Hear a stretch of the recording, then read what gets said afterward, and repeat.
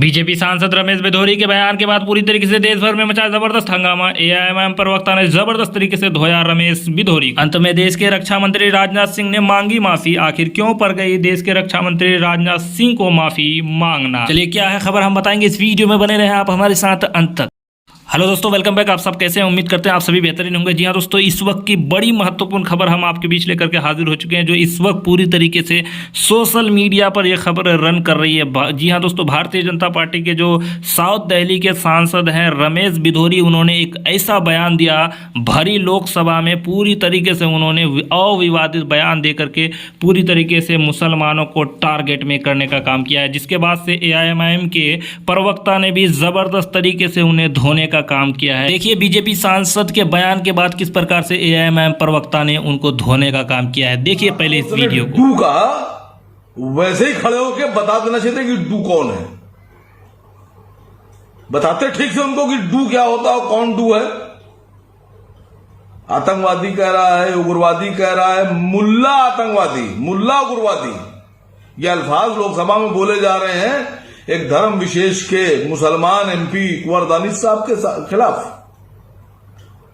Bharatiya Janata party के MP ये सोच रखते हैं मुसलमानों के बारे में, और मुसलमान नेता जो बीजेपी में हैं, कार्यकर्ता जो बड़ी पैरवी करते हैं कि सबका साथ सबका विकास, मैं उनसे पूछ रहा हूं कि लानत है तुम पर, लानत कि मुसलमान के नाम पर मुल्ला उग्रवादी कहा जा रहा है, एक एमपी को उग्रवादी कहा जा रहा है, उसको डू कहा जा रहा है, और तुम लोगों में इतनी हिम्मत नहीं कि तुम सवाल पूछ पाओ। और स्पीकर महोदय, आप सस्पेंड क्यों नहीं कर रहे हैं? अभी तक सस्पेंड नहीं हुआ वो। ये लोकसभा की भाषा है। भारतीय जनता पार्टी का एक सत्ता पक्ष का एमपी इस तरह की भाषा का इस्तेमाल कर रहा है और आप उसे सस्पेंड नहीं कर रहे हैं।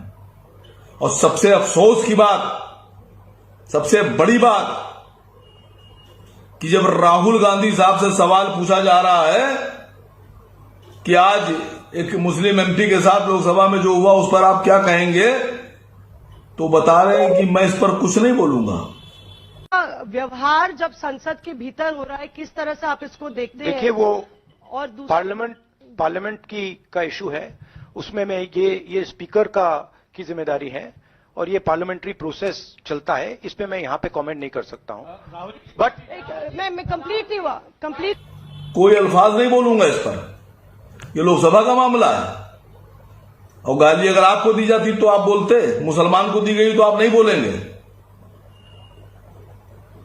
ये आपकी सोच है मुसलमानों के लिए, मुसलमान एमपीज के लिए, और मुसलमान जान देने में तैयार हो जा रहा है, आपका लड़ा जा रहा है वो सबसे। वो आप कह रहे हैं कि हम नहीं बोलेंगे इस मामले पे। क्यों नहीं बोलेंगे आप?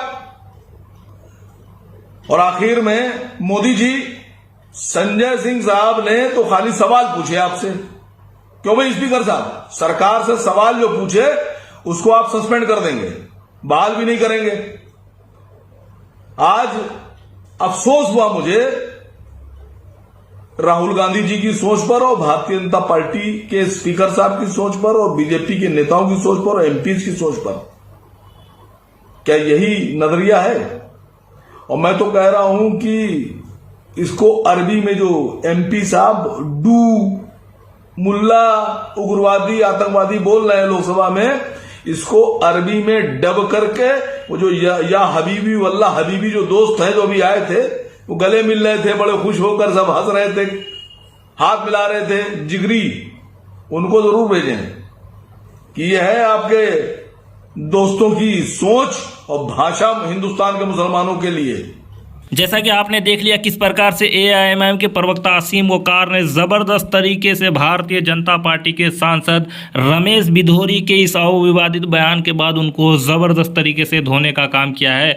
वहीं रमेश बिधोरी पर कहीं ना कहीं कारण बताओ नोटिस भी जारी हो गया है। वहीं आपकी जानकारी के लिए ये भी बता दें कि भारतीय जनता पार्टी के वरिष्ठ नेता, यानी जो अभी हमारे देश के रक्षा मंत्री हैं, उन्होंने रमेश बिधोरी के इस बयान के बाद पूरी तरीके से संसद में माफ़ी मांगने का भी काम किया है। जी हाँ दोस्तों, उन्होंने खुद से इस अविवादित बयान के बाद माफ़ी मांगने का काम किया है। भारतीय जनता पार्टी को पूरी तरीके से एक तरह से माफ़ी मांगनी पड़ी है भारतीय जनता पार्टी के सांसद के इस बयान के बाद। के हिसाब से इस तरह के अविवादित बयान देने वाले लोगों पर किस प्रकार से कार्रवाई की जानी चाहिए, इन सारी बातों को आप कमेंट बॉक्स में ज़रूर लिखें।